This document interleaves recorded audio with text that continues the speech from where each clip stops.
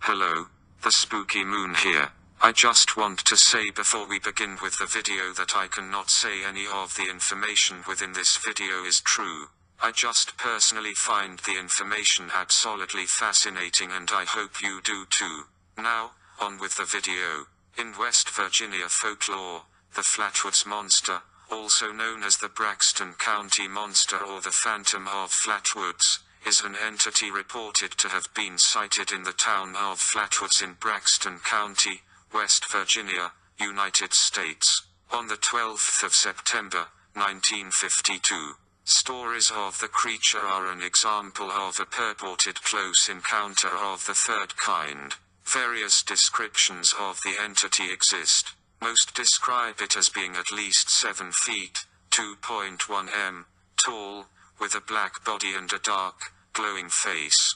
Witnesses described the creature's head as elongated, shaped like a sideways diamond, and as having non-human eyes. A large, circular cowl appeared behind the head.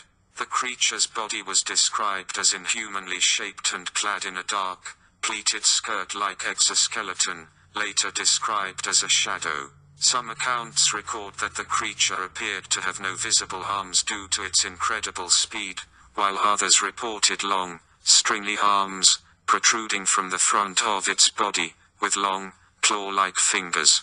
The creature is referred to as the Lizard Monster on the 10th of March, 2010, episode of Monster Quest. Some witnesses reported seeing a large, pulsating red ball of light that hovered above or rested on the ground. Ufologists believe that it may have been a powered craft that the entity had piloted. At 7:15 p.m. on the 12th of September, 1952, two brothers, Edward and Fred May, and their friend Tommy Heyer, ages 13, 12, and 10 respectively, witnessed a bright object cross the sky, coming to rest on land belonging to local farmer G. Bailey Fisher. Upon witnessing the object, the boys went to the home of the May brothers' mother, Kathleen May, where they told the story of having seen a UFO crash land in the hills. From there, Mrs. May, accompanied by the three boys, local children Neil Nunley, 14, and Ronnie Shaver, 10, and 17-year-old West Virginia National Guardsman Eugene Lemon, traveled to the Fisher farm in an effort to locate whatever it was that the boys had seen. Lemon's dog ran ahead out of sight and suddenly began barking, and moments later ran back to the group with its tail between its legs. After traveling about 0.25 miles, the group reached the top of a hill, where they reportedly saw a large pulsating ball of fire about 50 feet to their right. They also detected a pungent mist that made their eyes and noses burn.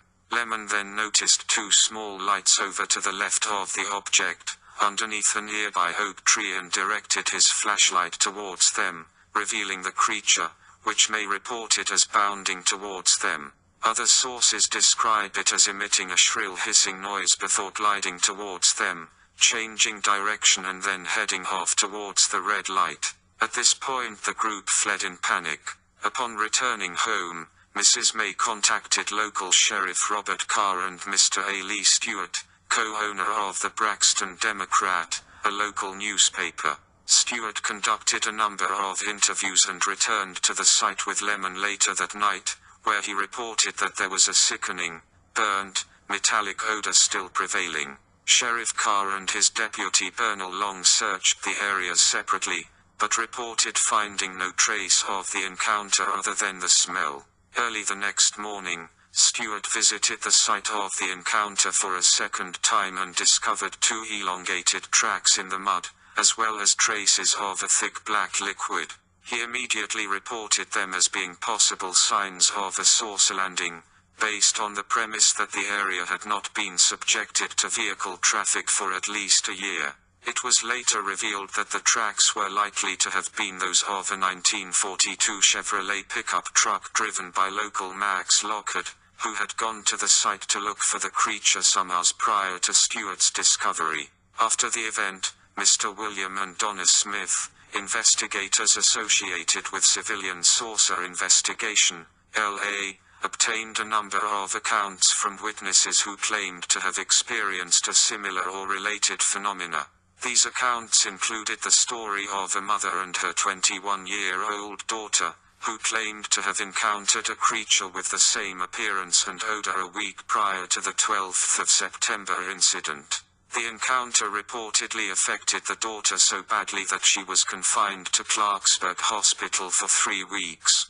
They also gathered a statement from the mother of Eugene Lemon, in which she said that, at the approximate time of the crash, her house had been violently shaken and her radio had cut out for 45 minutes. And a report from the director of the local Board of Education in which he claimed to have seen a flying saucer taking off at 6:30 a.m. on the 13th of September, the morning after the creature was sighted. After encountering the creature, several members of the 12th of September group reported suffering from similar symptoms, which persisted for some time and which they attributed to having been exposed to the mist emitted by the creature.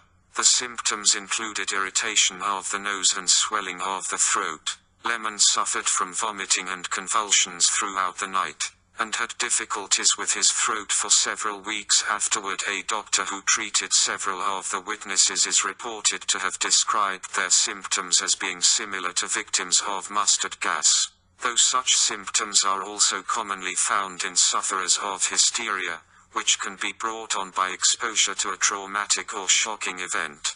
After encounters with the Flatwoods Monster, people reported a kind of sickness after examining the case 48 years after the event. Joe Nickel of the Paranormal Investigation Group Committee for Skeptical Inquiry, CSI, then known as CSICOP, concluded in 2000 that the bright light in the sky reported by the witnesses on the 12th of September was most likely a meteor, that the pulsating red light was likely an aircraft navigation hazard beacon, and that the creature described by witnesses closely resembled an owl.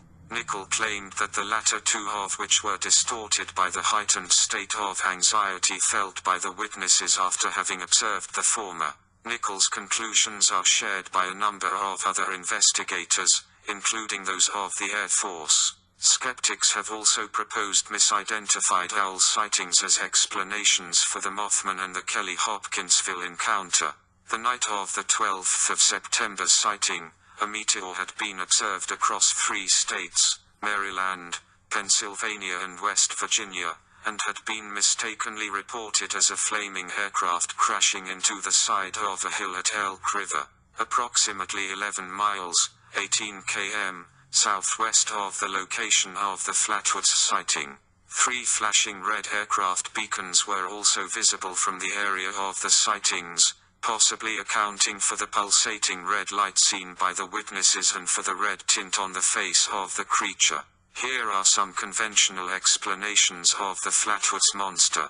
Alternative explanations included those put forward by the local media, that the 12th of September group had witnessed the impact of a meteor which resulted in a man-shaped cloud of vapor, and those of Kathleen May and her sons, recorded some time after the incident, that they had seen some kind of covered government aircraft. Nickel concluded that the shape, movement, and sounds reported by witnesses were also consistent with the silhouette, flight pattern, and call of a startled barn owl perched on a tree limb, leading researchers to conclude that foliage beneath the owl may have created the illusion of the lower portions of the creature, described as being a pleated green skirt. Researchers also concluded that the witnesses' inability to agree on whether the creature had arms, combined with Kathleen May's report of it having small, claw-like hands which extended in front of it, also matched the description of a barn owl with its talons gripping a tree branch.